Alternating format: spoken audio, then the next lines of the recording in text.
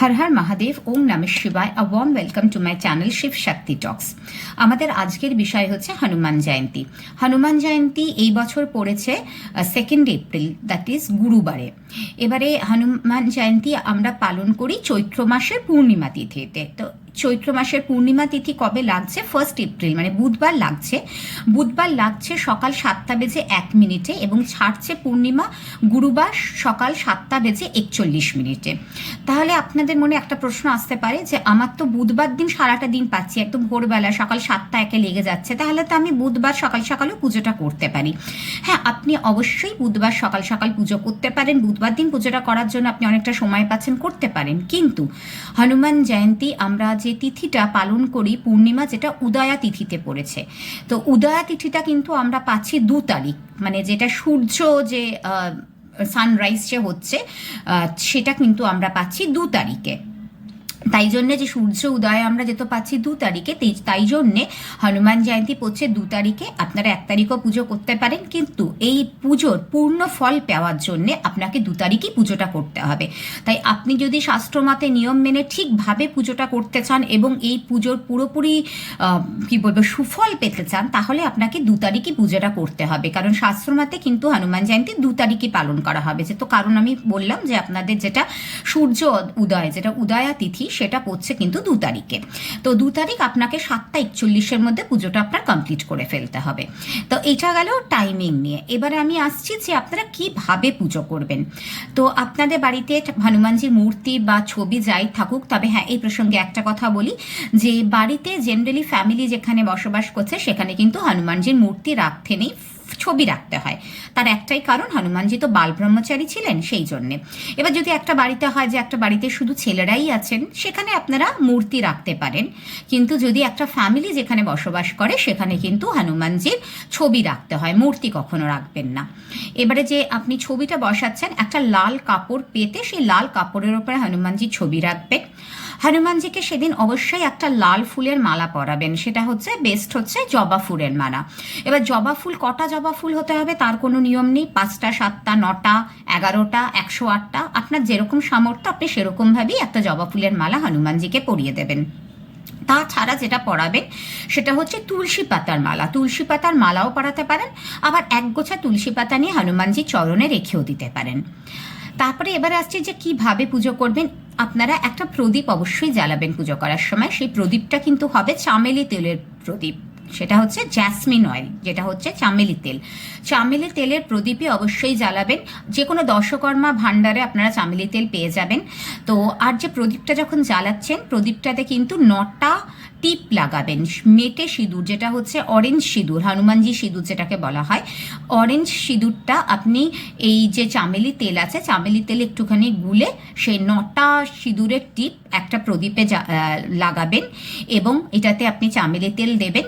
আর সলতেটা যেটা হবে, সলতেটা হচ্ছে যে মলি সুতো পাওয়া যায় আমাদের, সেই মলি সুতো কিংবা কোনো লাল সুতো, মলি সুতো বা লাল সুতো দিয়ে আপনারা সলতেটা করবেন এবং সেই সলতেটা জ্বালাবেন।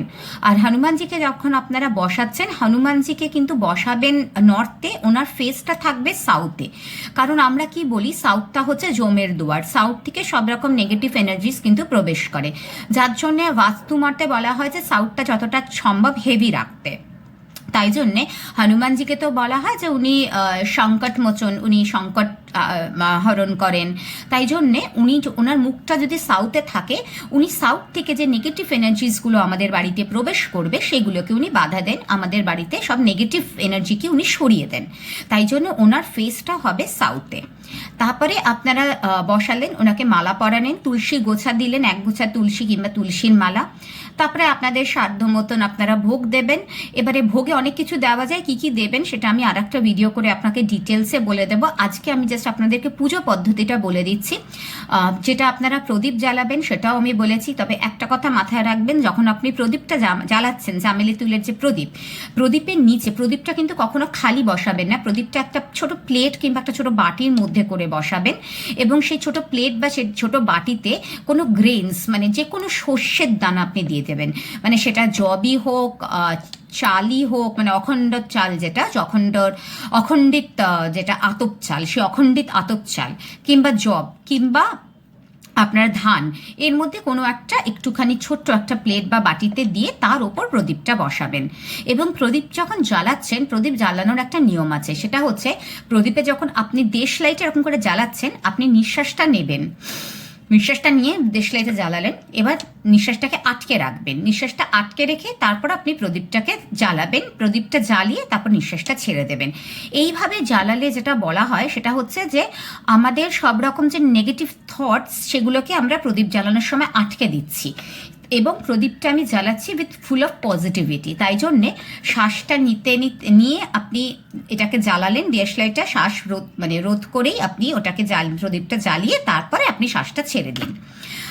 আর একটা জিনিস, আপনি যে প্রদীপটা জ্বালালেন, যেটা হচ্ছে আপনি চামেলি তিলের যে প্রদীপটা জ্বালালেন হনুমানজির উদ্দেশ্যে, সেই প্রদীপে আপনি 2টো লবঙ্গ দিয়ে দেবেন। এই 2টো লবঙ্গ যে আপনি দিচ্ছেন প্রদীপে, এটা আপনার প্রদীপের যে গুণাগুণ আরও বাড়িয়ে দেবে, প্রদীপটার যে শক্তি সেটা আরও বাড়িয়ে দেবে, তাই জন্যে আপনি 2টো লবঙ্গ সেটাতে দিয়ে দেবেন। তারপরে আপনারা ধূপ যে জ্বালাবেন সেটা হবে চন্দনের ধূপ। চন্দনের ধূপ কিন্তু হনুমানজির উদ্দেশ্যে আপনারা ওই দিন জ্বালাবেন। তারপরে এবার আসছি পূজা পদ্ধতিতে। পুজোটা আপনারা কি করবেন, আপনারা সবাই হনুমান চালিসা নিশ্চয়ই পাঠ করে থাকেন। এই দিন আপনাকে পাঠ করতে হবে মিনিমাম 7 টাইমস, মিনিমাম 7 বার আপনার হনুমান চালিসা পাঠ করবেন। কতবার তার কোনো নিয়ম নেই, 7 থেকে শুরু করে 7, 9, 11, চাইলে 21, চাইলে 108 বার আপনি আপনার সময় মতন করুন, কিন্তু মিনিমাম 7 বার করুন। আর যখন আপনারা হনুমান চালিসা পাঠ করছেন, অবশ্যই সবসময় যা পুজো করেন, যা পাঠ করেন, যা মন্ত্র জপ করেন, আমি আগে বহুবার আমার অনেক ভিডিওতে বলেছি, সবসময় কিন্তু সংকল্প করে করতে হয়।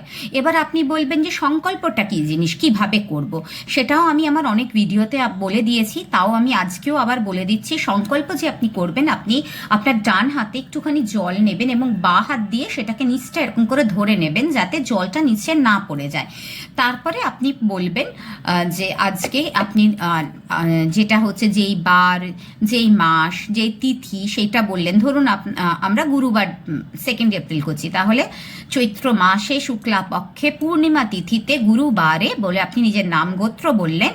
এবার আপনি আপনার মনস্কামনাটা বললেন যে অমুক অমুকের কামনার্থের সংকল্প করে আমি 7 বার কিংবা 11 বার আপনার হনুমান চালিসা পাঠ করছেন। আপনি যতবার পাঠ করতে চান সেটা সংকল্পকে মেনশন করে দেবেন, জানি এতবার পাঠ করব করে এই যে জলটা ওটা হনুমানজির চরণে দিয়ে দেবেন। এইভাবে সংকল্প করে আর তারপরে আপনারা হনুমান চালিসা পাঠ করা শুরু করবেন। হনুমান চালিসা পাঠ করার যে নিয়ম আছে আমি আগেও একবার বলেছিলাম একটা ভিডিওতে, যে যখন আর লাস্টে যে লাইনটা তুলসী দাস সদা হরি চেরা, সেখানে কিন্তু তুলসী দাস সদা হরি চেরা বলতে নেই, সেখানে নিজের নাম বলতে হয়। যেরকম আমার নাম যদি নীলাঞ্জনা, আমি বলবো নীলাঞ্জনা সদা হরি চেরা, কিংবা ফুল নামটাও বলতে পারি, সেখানে আপনি আপনার ফার্স্ট নেম লাস্ট নেম দুটোই বলতে পারেন, কিন্তু আপনি সবসময় নিজের নাম সদা হরি চেরা, কখনো তুলসী দাস সদা হরি চেরা বলবেন না। আর একটা হচ্ছে, যখন আপনারা হনুমান চালিসা পাঠ করছেন, একটা ছোট তামার ঘটিতে একটু জল রেখে দেবেন এবং সেই জলে আপনি একটা লবঙ্গ দেবেন। পাঠটা করার পরে ওই জলটা নিয়ে আপনি 3 বার ফু দেবেন, মুখের সামনে নিয়ে 3 বার জলটা ফু দেবেন। এই যে আপনি জলেটা হনুমান চালিসা পাঠ করার পর যে 3 বার ফু দিলেন, জলটা কিন্তু এনার্জাইজড হয়ে গেল। এবার এই এনার্জাইজ জলটা আপনি নিজে গ্রহণ করুন এবং বাড়ির প্রত্যেক সদস্যকে একটু করে দিন, তাদেরকেও খেতে বলুন। এবং যে আপনার লবঙ্গটা আছে ওটা আপনিও খেয়ে নিতে পারেন, কিংবা আপনি যদি চান আপনি আপনার বাচ্চার জন্য করছেন, আপনার বাচ্চাকেও দিতে পারেন, আপনার মা বাবা যার জন্যই আপনি চান তার ভালো হোক, আপনি তাকেও দিতে পারেন। এবং আপনি চাইলে আপনার বাড়িতে যতগুলো সদস্য আছে প্রত্যেকের নাম করে একটা করে লবঙ্গ দিতে পারেন এবং প্রত্যেকে একটা করে লবঙ্গ খেতে পারে। এই লবঙ্গটা জলটা কিন্তু যখন আপনি হনুমান চালিসা হনুমানজির সামনে ওই জলটা রাখছেন এবং হনুমান চালিসাটা পাঠ করছেন এবং 3 বার ফু দিচ্ছেন, এই জলটা কিন্তু পুরো এনার্জাইজড হয়ে গেল, লবঙ্গটা এনার্জাইজড হয়ে গেল। তাই আপনারা যখন এটা খাচ্ছেন আপনারা কিন্তু হনুমানজির কৃপা লাভ করবেন। এবারে আসি যে হনুমান চালিসা যখন আপনি পড়ছেন, আগে তো আমি বললাম সংকল্প করছেন, কিন্তু তারও আগে একটা জিনিস করা উচিত, সেটা হচ্ছে হনুমানজি নিজের মাকে খুব ভক্তি শ্রদ্ধা করতেন, তাই সবসময় হনুমানজির মার নাম করে তারপরেই হনুমান চালিসা পড়া উচিত। হনুমানজির মায়ের নাম ছিল অঞ্জনী। তাহলে আপনারা কি বলবেন, একটা মন্ত্র আমি বলছি, আপনারা একটু প্লিজ লিখে নিন। এই মন্ত্রটা 11 বার পাঠ করে তারপরেই হনুমান চালিসা পাঠ করবেন। এই মন্ত্রটা হচ্ছে ওং অঞ্জনেয়ায় মহাবলায় স্বাহা, ওং অঞ্জনেয়ায় মহাবলায় স্বাহা। এই মন্ত্রটা করে 11 বার করবেন। তারপরে আপনারা 11 বার জয় শ্রীরাম কিংবা জয় সীতারাম এইটা পাঠ করবেন, কারণ হনুমানজির তো শ্রীরামজির একনিষ্ঠ ভক্তা ছিলেন, তাই জন্যে আপনারা সবসময় রামজিকে স্মরণ করে নেবেন, আগে হনুমানজির মাকে এবং তারপরে রামজিকে স্মরণ করবেন, তারপরে সংকল্প করবেন, তারপরেই হনুমান চালিসা পাঠ করবেন, তবেই কিন্তু আপনি হনুমান চালিসা পাঠ করার পূর্ণ যে আশীর্বাদ বা পূর্ণ ফলটা পাবেন। তাই আপনারা এইগুলো করবেন, তারপরেই হনুমান চালিসা পাঠ করবেন। এবং পাঠ করার আগে আপনি যে সংকল্পটা করলেন, সংকল্প করার পরে কিন্তু হনুমানজির দ্বাদশ নাম আছে, সেই দ্বাদশ নাম পাঠ করে তারপর হনুমান চালিসা পাঠ করতে হয়, এবং হনুমান চালিসা পাঠ করার পরও কিন্তু আপনাকে ওই দ্বাদশ নামটা বলতে হবে। এবার আপনারা বলবেন দ্বাদশ নাম কি? আমি এই দ্বাদশ নামটা বলছি, আপনারা একটু লিখে নিন, এবং এই ভিডিওটার ডিসক্রিপশন বক্সেও আমি দ্বাদশ নামটা দিয়ে দিচ্ছি, আপনারা ওই ডিসক্রিপশন বক্স থেকেও দ্বাদশ নামটা পেয়ে যাবেন।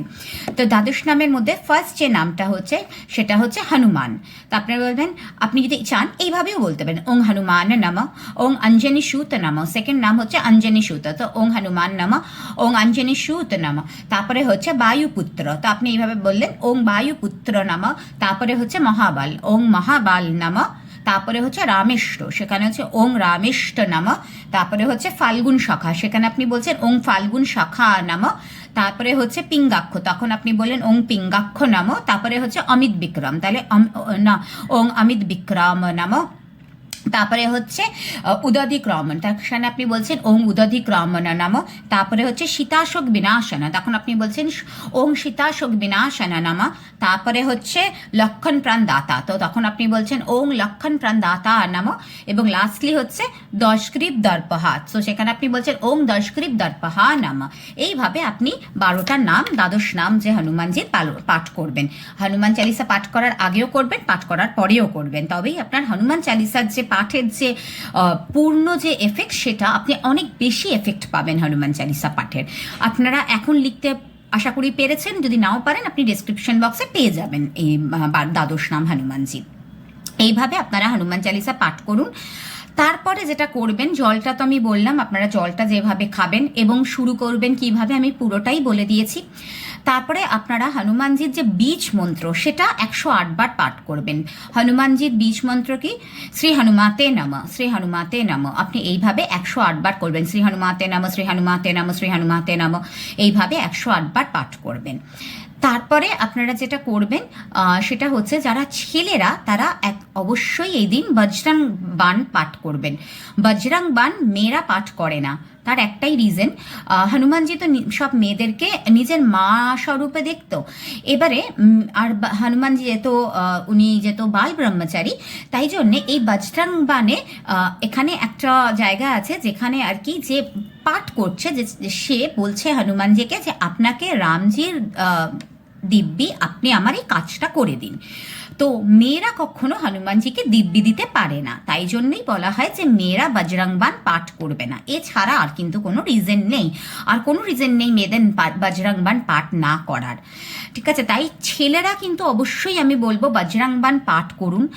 যারা ছেলেরা তারা আপনারা এই দিন হনুমান জয়ন্তীর দিন আপনাদের যা উইশ আছে, যেই উইশটা আপনি চাইছেন যে ফুলফিল হোক, আপনার উইশ ফুলফিল হচ্ছে না এবং সেটা আপনার জন্য খুব ইম্পর্টেন্ট, আপনি এই দিনকে সেই উইশটা হনুমানজির কাছে জানান, এবং যখন সংকল্পটা করছেন সেই উইশটা নিয়ে সংকল্পটা করুন, এবং সংকল্পের সময় বলুন যে আমি আজ থেকে 16 দিন কিংবা ধরুন 21 দিন করলেই বেস্ট হয়, 21 দিন আমি রোজ 3 বার আপনার হনুমান চালিসা আর বজরং বাণ পাঠ করব। তাহলে এই স্টার্ট করার পরে আপনি 21 দিন টানা, মানে ছেলেদের ক্ষেত্রে বলছি, 21 দিন টানা হনুমান চালিসা 3 বার করে, হনুমান জয়ন্তীর দিন 7 বার করছেন, বাকি দিনগুলো 3 বার করে, আর বজরং বাণ আপনি পড়ুন। আর তা না হলে আপনারা চাইলে আর একটা জিনিসও করতে পারেন, আপনারা একটা 16টা মঙ্গলবারের ব্রতও করতে পারেন। 16টা মঙ্গলবারের ব্রত করার জন্য আপনি সংকল্প নিলেন সেদিন, এবং প্রত্যেকটা মঙ্গলবার মানে এরকমভাবে 16টা মঙ্গলবার আপনি হনুমান চালিসা আর বজরং বাণ পাঠ করলেন, দেখবেন আপনার মনস্কামনা তাহলে পরিপূর্ণ হবেই হবে। এবং এই যে 16টা মঙ্গলবার, এই 16টা মঙ্গলবার আপনি কিন্তু নিরামিষ আহার করবেন, এবং চেষ্টা করবেন যে এই দিন আপনি ভাত জাতীয় কিছু না খাচ্ছেন, এক তো নিরামিষ খাবেন, রান্নাটা খাবেন রক সল্টের রান্না, এমনি আমাদের নর্মাল সাদা সল্টের রান্না খাবেন না ওই দিন। আর চেষ্টা করবেন মানে সারাদিন যদি পারেন আপনি ফল এইসব খেয়ে থাকতে পারেন তাহলে খুবই ভালো। রাত্রিরে গিয়ে আপনি একটু লুচি তরকারি খেতে পারেন, কিন্তু সেটা হচ্ছে যে সাদা সল্টের হবে না, রক সল্টের রান্না হবে। আর মেয়েরা যদি করে, মেয়েরাও 16টা মঙ্গলবারের ব্রত করতে পারে।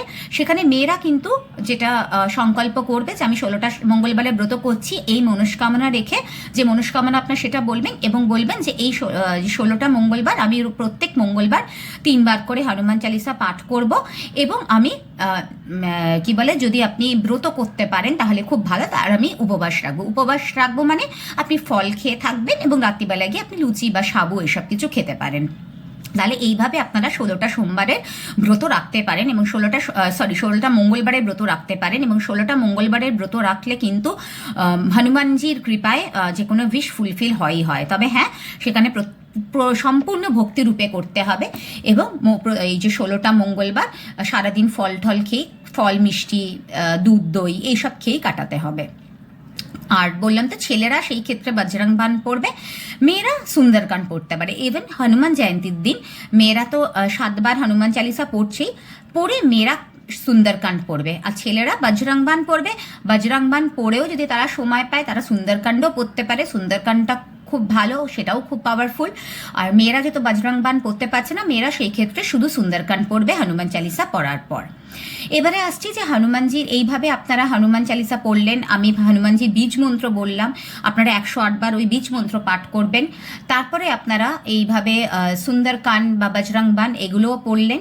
তারপরে লাস্টলি যেটা হচ্ছে হনুমানজির আরতি করবেন। হনুমানজির আরতি কিভাবে করবেন? আর হনুমানজির আরতি করার জন্য আপনি যে প্রদীপটা জ্বালিয়েছেন, যেটা হচ্ছে আপনার জ্যাসমিন অয়েল কিংবা যেটা হচ্ছে আপনার আমি যেই অয়েলটা বলে দিলাম আপনাদের, সেই অয়েলটা দিয়ে, যে চামেলি তেলের অয়েলটা দিয়ে আপনি যে প্রদীপ জ্বালিয়েছেন সেটা হনুমানজিকে ওইটা দিয়ে আরতি করবেন। করার সময় আপনার হনুমানজি পাতে 4 বার এরকমভাবে ঘোরাবেন।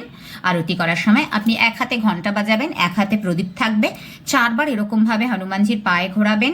তারপরে 2 বার হনুমানজির নাভির উদ্দেশ্যে ঘোরাবেন, তারপরে 3 বার হনুমানজির মুখের উদ্দেশ্যে ঘোরাবেন, তারপরে 7 বার হনুমানজির পুরো শরীরের উদ্দেশ্যে ওই প্রদীপটা ঘোরাবেন। এইভাবে কিন্তু আরতি করতে হয়।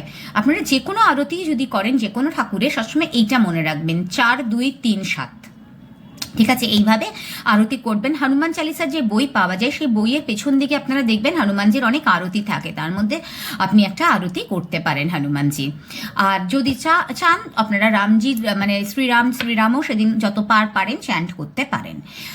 আর একটা জিনিস সেটা হচ্ছে আপনারা সেদিনকারকে একটা পতাকা কিনবেন। হনুমানজির পতাকা পাওয়া যায়, হনুমানজির পতাকাটা, সেই পতাকাটা কিনে ওই পতাকাটাও কিন্তু রাখবেন পুজো করার সময়। তারপরে পুজো হয়ে যাওয়ার পর ওই পতাকাটা নিয়ে আপনি আপনার বাড়ির বারান্দায় কিংবা ছাদে, যদি ছাদ না থাকে সেই ক্ষেত্রে বারান্দায়, আর যদি ছাদ থাকে তাহলে ছাদে সাউথ ওয়েস্ট ডাইরেকশন করে ওই পতাকাটা আপনারা লাগিয়ে দেবেন। কারণ সাউথ ওয়েস্ট হচ্ছে রাহুর দিক, এবং আমরা যখন এই পতাকাটা সাউথ ওয়েস্টে লাগিয়ে দিচ্ছি তার মানে হনুমানজি আমাদেরকে রাহুর সব রকম কুপ্রভাব থেকে রক্ষা করবেন। তাই জন্য এই পতাকাটা পুজো করে তারপরে এটা আপনার বাড়ির সাউথ ওয়েস্টে লাগিয়ে দেবেন। তারপরে লাস্ট আর একটা যেটা বলছি সেটা হচ্ছে আপনারা হনুমানজিকে কিন্তু সেদিন যেটা হচ্ছে সিঁদুর, অরেঞ্জ সিঁদুর যেটা হচ্ছে হনুমানজিরই সিঁদুর, ওই অরেঞ্জ সিঁদুরটা আপনি চামেলি তেলে গুলে সেটা হনুমানজির চরণে পরাবেন। মেয়েরা শুধু হনুমানজির চরণে লাগাবেন টিপ, আর ছেলেরা হনুমানজির চরণের সাথে হনুমানজির কপালে এবং বুকেও ওই অরেঞ্জ সিঁদুরের টিপটা লাগাবেন। মেয়েদের কপালে আর বুকে লাগাতে নেই, ছেলেরাই শুধু লাগাতে পারে। কিন্তু হ্যাঁ, এই ক্ষেত্রে বলি, যেই মেয়েদের যে মহিলাদের মেনোপজ পিরিয়ড হয়ে গেছে তখন তারা তো তখন তারা হনুমানজির কাছে মায়ের স্বরূপ, তাই জন্য তখন তারা কিন্তু কপালে আর বুকে এই অরেঞ্জ সিঁদুরটা লাগাতে পারে। কিন্তু যাদের এখনো মেনোপজ হয়নি, যাদের এখনো ঋতুস্রাব চলে, তারা কিন্তু এটা করতে পারে না। আর আরেকটা যেটা আপনারা করবেন সেটা হচ্ছে যে যদি পারেন সেদিনকে হনুমানজিকে একটা চোলা দেবেন। চোলা মানে হচ্ছে একটা অরেঞ্জ কাপড়। যদিও যেহেতু হনুমান জয়ন্তী এবারে অনেক ভোরবেলা পড়ে গেছে, তাই জন্য আমি মন্দির রিলেটেড কিছু টোটকা আপনাদেরকে বলছি না, কারণ আপনাদের নিজেদের বাড়ির পুজো শেষ করতে করতেই 7:41 বেজে যাবে। তারপরে অত ভোরে আপনি কোন মন্দিরে যাবেন, মন্দির খোলা পাবেন কি না পাবেন সেটা আপনারা মানে আমরা কেউই শিওর না। তাই জন্য আপনাদেরকে আমি বলছি আপনারা নিজেদের বাড়িতেই সিঁদুরটা দিন গুলে, চামেলি তেলে গুলে আপনারা নিজেদের বাড়িতেই হনুমানজির পায়ে একটা ছোট অরেঞ্জ কাপড় নিবেদন করুন। এইভাবেই আপনারা পুজো করবেন, দেখবেন হনুমানজি মানে সম্পূর্ণ ফল মানে আশীর্বাদ আপনারা পাচ্ছেন। কারণ বলা হয় কলিযুগে হনুমানজি হচ্ছেন সব থেকে শ্রেষ্ঠ দেবতা, এবং হনুমানজির পুজো করলে কিন্তু হনুমানজির কৃপা লাভ খুব তাড়াতাড়ি পাওয়া যায়। হনুমানজি কিন্তু আমাদের ডাকে খুব তাড়াতাড়ি সাড়া দেন। তাই জন্য আমি বলবো যে আপনারা হনুমানজির পুজো এভাবে করুন, আপনারা দেখবেন আপনারা হনুমানজির কৃপা লাভ করতে পেরেছেন। আশা করি এই ভিডিওটা আপনাদেরকে একটু হলেও হেল্প করবে। আপনারা এইভাবে অবশ্যই পুজো করবেন হনুমান জয়ন্তীর দিন, আর সকলেই ভালো থাকবেন। আশা করি সকলের খুব ভালো হবে। নমস্কার।